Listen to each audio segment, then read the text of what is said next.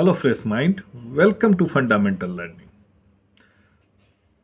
अभी तक हमने जो पढ़ा, अब हम उसके आगे देखते हैं कि क्या है। नंबर सिस्टम में एक चीज आता है, how to find for a fraction whether terminating और रेकरिंग। हमें ये पता करना है कि कोई सा भी फ्रैक्शन यदि हम उसको डेसिमल फॉर्म में निकालेंगे तो वो टर्मिनेटिंग होगा, यानी कि वेदर टर्मिनेटिंग यानी कि बार बार आएगा वो नंबर, या फिर या टर्मिनेटिंग हो यानी कि खत्म हो जाएगा, या फिर रेकरिंग होगा या बार बार आएगा। रेकरिंग मीन्स रीअकर, फिर से आना। तो इसके लिए हमारे पास एक सिंपल ट्रिक है। What is that simple trick? If any fraction denominator, suppose that हमने ले लिया एक fraction 76/25, if the denominator can be written in the form of written in the form of 2 to the power m into 5 to the power n, where m and n is whole number। यदि हमने ऐसा लिख दिया किसी भी denominator को इस form में 2 to the power m and into 5 to the power n के फॉर्म में, then it will be a terminating. तब जो है कोई सा भी फ्रैक्शन जो है वो टर्मिनेटिंग होगा। जैसे कि हम अभी हमारे पास हमने लिया ये 76/25 फ्रैक्शन, इसका डिनोमिनेटर क्या है 25। इसको लिख सकते हैं 2 to the power n 5 to the power n के रूप में। कैसे? 2 to the power 0 into 5 to the power 2। It means क्या हो जाएगा? 2 to the power 0 equal to 1, क्योंकि हम जानते हैं कि किसी भी संख्या पे यदि हमने पावर 0 दे दिया तो क्या हो जाएगा? 1। And 5 to the power 2 equal to 25, it means 25। तो हमने डिनोमिनेटर को लिख दिया किसके फॉर्म में? 2 to the power m and 5 to the power n के फॉर्म में। यदि ऐसा लिखा गया, it means this fraction will be what? पता लग गया होगा आप लोगों को, टर्मिनेटिंग। टर्मिनेटिंग फ्रैक्शन कैसे? तो हम भाग दे के देख सकते हैं। 76 divided by 25, 25 into 3 that is 75, rest with 1.0, again 0 यानी कि 100, 25 4 जा 100 यानी कि 3.04। इसके आगे अब हमारा ये कुछ भी नहीं होगा, it means it is terminating. अब हम एक दूसरा फ्रैक्शन लेते हैं 32/15। क्या हम इसके डिनोमिनेटर 15 को लिख सकते हैं 2 to the power m into 5 to the power n के फॉर्म में? नहीं लिख सकते, क्योंकि इसका फ्रैक्शन जो होगा, फैक्टर जो होगा 3 into 5 होगा, ना कि 2 into 5। इसलिए हम उसको इस फॉर्म में नहीं लिख सकते हैं। इसका मतलब क्या हुआ कि ये जो फ्रैक्शन होगा दैट विल बी रिकरिंग। तो हम चेक कर लेते हैं। 32 डिवाइडेड बाय 15, 15 2 जा 30, कितना बच गया? 2। पॉइंट डाल दिया 0, 15 1 जा 15, 5 0 50, 15 3 जा 45, अगेन बच गया 5 0 15 3 जा 45, यानी कि ये 3 का जो है रेकरिंग हो गया। तो हम इसको कैसे लिख सकते हैं? 2.13 टू द पावर 3 रेकरिंग या बार। इसको हम दो चीज से बोल सकते हैं, या तो बार या फिर रेकरिंग।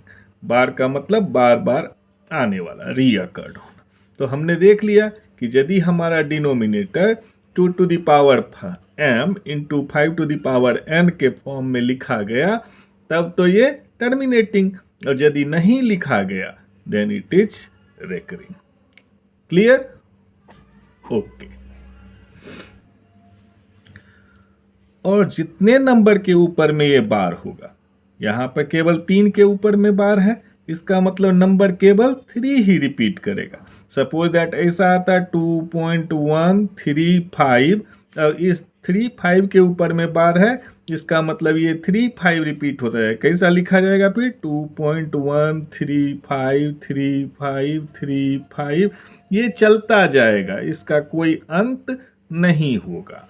इसलिए इसको हम लोग रेकरिंग बोलते हैं, और शॉर्ट में लिखने के लिए हम लोग इसको ऐसे लिख देते हैं 2.135 बार। अब हम लोग देखेंगे representation of what? Decimal number, recurring number in form of P/Q। कैसे कर सकते हैं हम लोग? इसके दो वेज हैं। एक तो नॉर्मल वेज जो कि हमारा, और एक दूसरा वेज है ट्रिकी वेज। तो आप लोगों को कौन सा पसंद होगा? मेरे ख्याल से नॉर्मल वे में जाएंगे। नॉर्मल वे में तो आप लोग को लेंदी लगेगा, और ट्रिकी वे में जाएंगे तो इमीडिएट हो जाएगा विदाउट एनी हैसल। लेकिन मैं आपको दोनों चीज बताना चाहता हूं ताकि आपके लिए कंफ्यूजन ना रहे। सपोज दैट हमें कोई दे दिया, जैसे अभी हमने लिया था एक नंबर हमको मिला था, क्या मिला था? 2.3 बार। अब इसको हमको रिप्रेजेंट करना है in the form of P/Q। तो हम कैसे रिप्रेजेंट करेंगे? 2.3 को हमने मान लिया x इक्वल टू x। अब हम देखेंगे कि पॉइंट के बाद कितने हमारे नंबर्स हैं। यदि कोई एक्स्ट्रा नंबर है विदाउट डेसिमल, विदाउट बार, तब तो हम उसको और मल्टीप्लाई करेंगे। लेकिन यदि डायरेक्ट बार वाला नंबर आ गया, जितना भी बार वाला, यदि 1 है तो हम 10⁻1 से, यदि 2 है तो 10⁻2 से, ऐसे हम मल्टीप्लाई करेंगे। तो यहाँ हमारे पास एक ही नंबर है, तो हम दूसरा ले लिए इसको 2.3, यानी कि x जो हमने लिया है उसको 10 से मल्टीप्लाई कर देंगे, यानी कि 10x। तो 10x इक्वल टू क्या हो गया? 23.3 टू द पावर 3 बार। अब 10x इक्वल टू ये और x इक्वल टू ये। अब हम क्या करेंगे? सपोज दैट इसको हम इक्वेशन 1 मान लेते हैं और इसको इक्वेशन 2 मान लेते हैं। तो अब हम क्या करेंगे? इक्वेशन 2 में से इक्वेशन 1 को माइनस कर देंगे। तो 10x minus x equal to क्या? 23.3 माइनस 2.3। 3 में से 3 माइनस 0, 3 में से 2 1 2 2, यानी 21। तो 9x इक्वल टू क्या हो गया? 21। तो x इक्वल टू 21/9, यानी कि ये आ गया हमारा P/Q के फॉर्म में। तो फंडामेंटल वे हमने सीख लिया। अब हम एक ट्रिकी वे सीखते हैं जो कि फॉर्मूला बेस्ड है। फॉर्मूला क्या है P/Q के फॉर्म में लाने के लिए किसी भी रेकरिंग नंबर्स को? सबसे पहले जो भी नंबर दिया गया है, सपोज दैट हम मान लेते हैं कि हमारे पास एक नंबर है 3.23535 पे बार, ये नंबर दिया गया। तो फॉर्मूला है राइट डाउन गिवन नंबर। तो हमारे पास ये नंबर है, तो हमने लिख लिया इसको 3235 माइनस नंबर बिफोर रेकरिंग। तो ये रेकरिंग वाला 35 है, इसके पहले का नंबर क्या है? 32, तो minus 32 divided by 10 to the power number of digit after decimal. तो यहां हमारे पास number of digit after decimal कितना है? 1 2 3। तो हम लिख देंगे 10 टू द पावर 3, फिर minus 10 to the power number of digit with bar -1। यहाँ विथ बार कितना डिजिट है? 2। तो 10 to the minus 10 to the power 2 में से 1 माइनस कर दिया, कितना हो जाए? 1। ठीक, अब इसको हम यहाँ पे लिख लेंगे। क्या आएगा? 3235 minus 32, 3203 divided by 10 to the power 3, that is 1000, minus 10 to the power 1 equal to 10, equal to 3203/990। ये हो गया हमारा P/Q के फॉर्म में।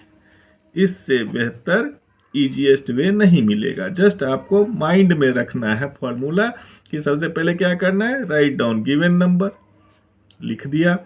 Second, minus number before recurring, recurring के पहले का सारा नंबर लिख देंगे, divided by 10 to the power number of digit after decimal, decimal के बाद जितने डिजिट हैं वो काउंट करके 10 टू द पावर बना देंगे।